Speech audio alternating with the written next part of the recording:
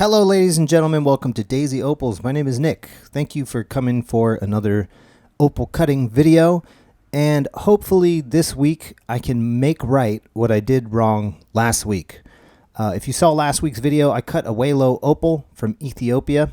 And the thing is, Ethiopian opals are hydrophobic. They absorb a ton of water. And that makes things sketchy when it comes to cracks and crazes and all that. Basically, what I learned is that you have to do it all in one sitting, or at the very least, get all the sand out in one sitting. Because if you leave sand in to the Welo Opal as it's filled with water, when it starts to dry out, the sand will cause cracks.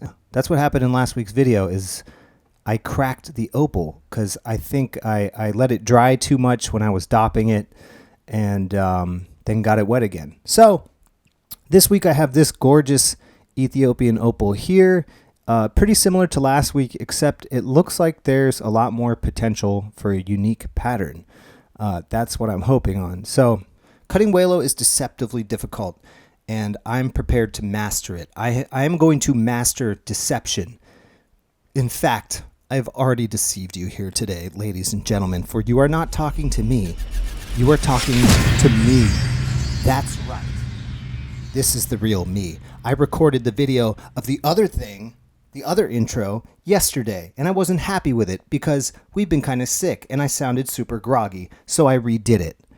And you've been deceived. You never know what's going to happen on this channel. Stay prepared. Stay on your toes, because it's not just an opal. Okay, anyway. Let's go back to yesterday, and I'll show you how I cut the stone.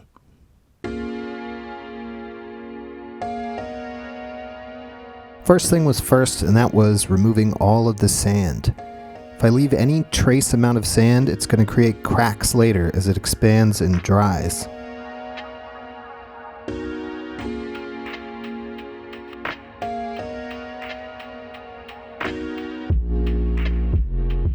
Removing sand on stones like this is always super fun because you're just revealing the color that's on the other side. It's not like a bunch of pots you have to get through. You just move a little sand and see a bunch of color.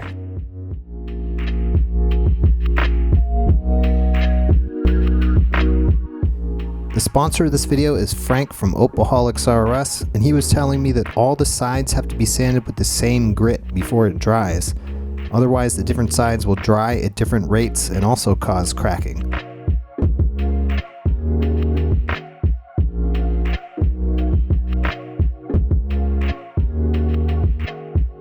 Removing all the sand was starting to reveal a lot of cracks.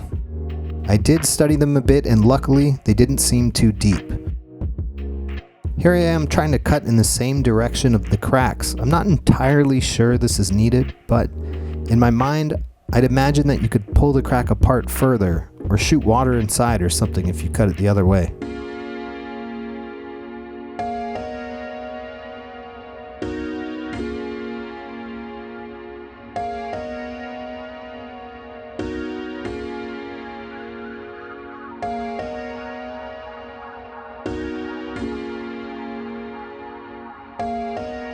You can start to see this crack here is settling. Thank goodness. Hopefully the others will too.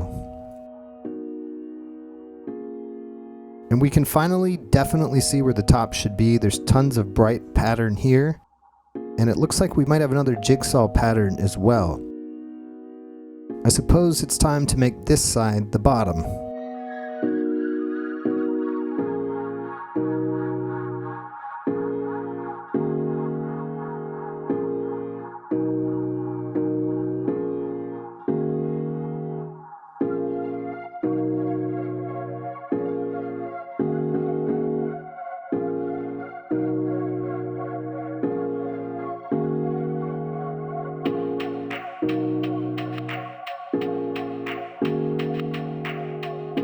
Now that I have the bottom done, it's easy to get the side shaped right up.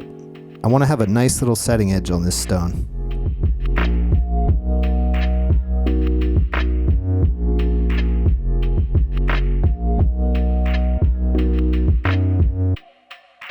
I swear this wheel removes material too slowly. It's the stock wheel that came with the Cap King. I have a new 220 Nova wheel already here, and I'll definitely do a video on it this week. Should make things much faster and smoother. Time to dop this thing.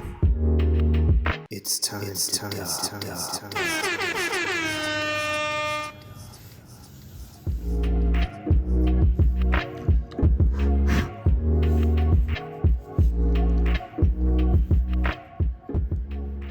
It looks like the heat of the wax created a slight craze around the outside of the stone.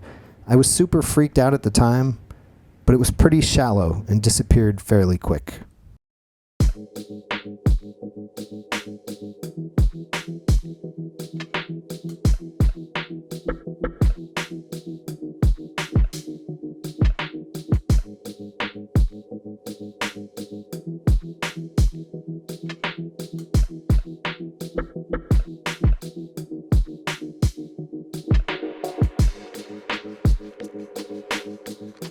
I have the wax gripping around the sides here. It's hard to get Welo to stick right because you're not able to heat it up. The wax can make it kind of hard to get certain angles. One time, 4 tall, strong men approached me. They looked very wealthy and had many gold rings. They asked me, "Are you good at rocket science?" And I said, "Why?" They said, "Because we see that you cut opal." And I understand that a lot of people think that opal is complicated, just like rocket science. And it does appear to be that way, and I do probably appear like a master scientist. But anybody can do this, and anybody can get good at it, and it's not actually too hard. You just have to love opal. So if you've been watching these videos, and you're curious, and you want to try it, you should pick it up. Do it now. Start cutting opal. You can do it. And here's where I messed up.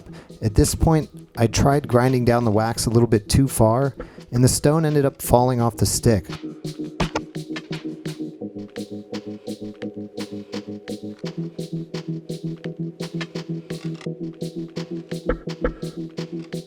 I was afraid of putting hot wax on it again, so I ended up just doing the sides by hand and polishing by hand. It was just like I used to do with my Dremel setup.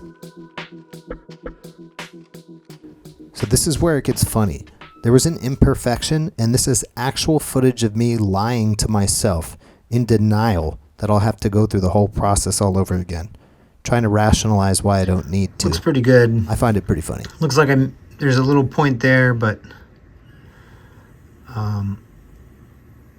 you know what? I'm too scared to mess with it.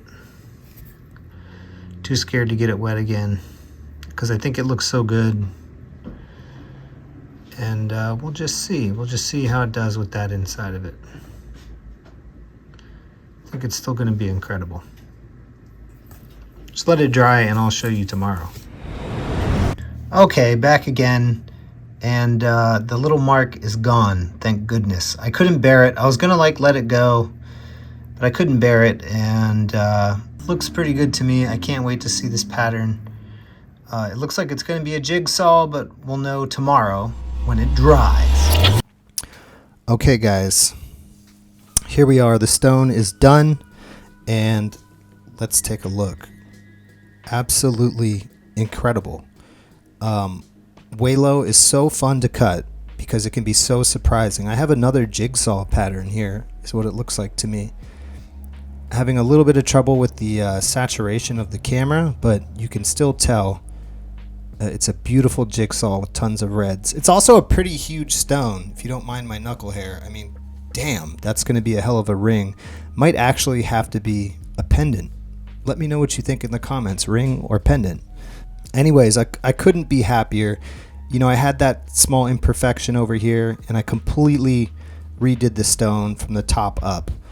There is this little, I think it's an inclusion, but that's in the opal. It's not exposed to the surface yet, so it hasn't caused any cracks.